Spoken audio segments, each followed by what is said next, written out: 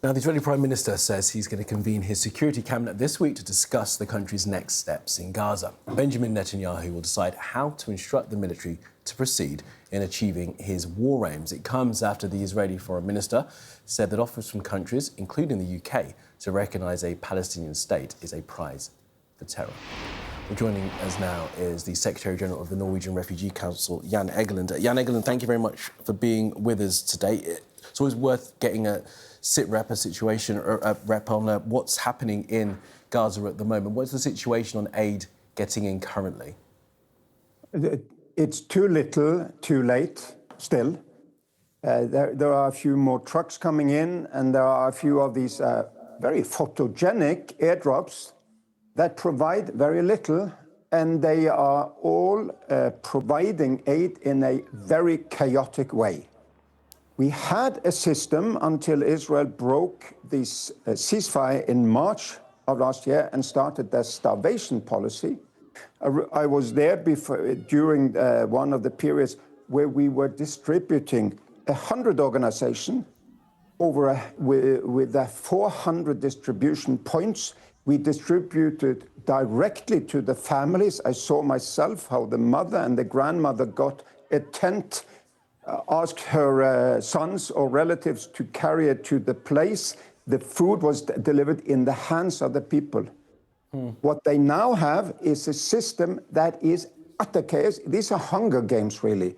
Run, try to get something, grab it, because there's too little to carry, to distribute, and especially to the weakest.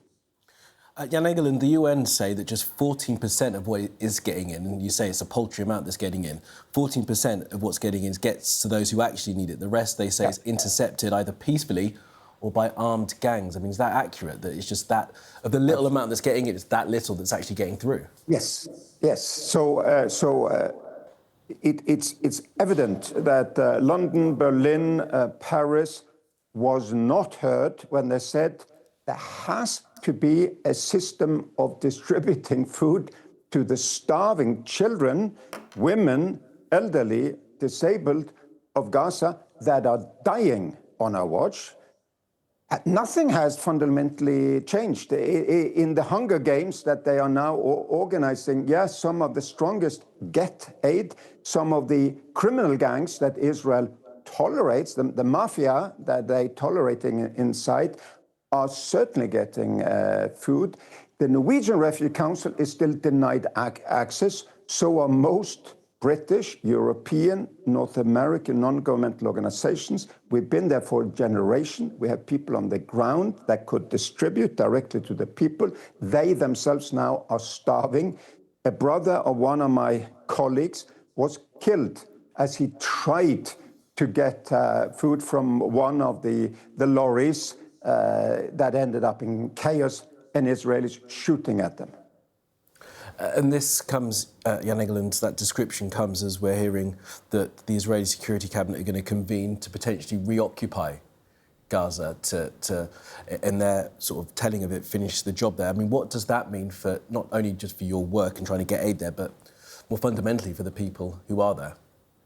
Well, if they try to reoccupy yet again, it would be much more bloodshed. It would be much more fighting. It would be only military means against the will of the Israeli people, against the will of the international community. It's a small group of extremist men around Netanyahu who wants this. The settler mafia in Israel wants to take back Gaza and displace, ethnically cleanse the Palestinians.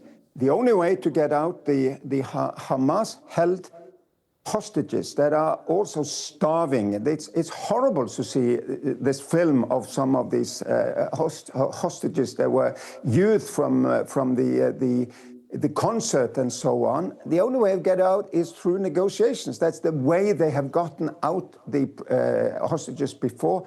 It's not by continuing this senseless warfare.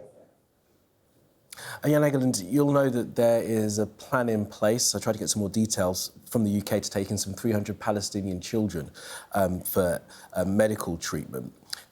Is it your feeling that those children should be allowed to stay in the UK with their families after that treatment is completed? Well, if they have no other good alternative, that would be the logical conclusion in the name of humanity, really. Norway is also taking children for medical care. It's a gesture of humanity, really, in this ocean of misery. But of course, it's only a symbolic number that is helped. The main effort needs to be to stop the war, which is senseless, should have stopped longer ago. That Israel will achieve nothing with more warfare, as their own generals and security officials say. And then it is to allow us all who know how to do professional humanitarian work to feed the population, to care for the population, to give tents to the 800,000 that now lack even proper shelter with the elements. OK. Jan Egeland from the Norwegian Refugee Council, thank you for your time and all the best to you and your staff in your work. Thank you, Jan.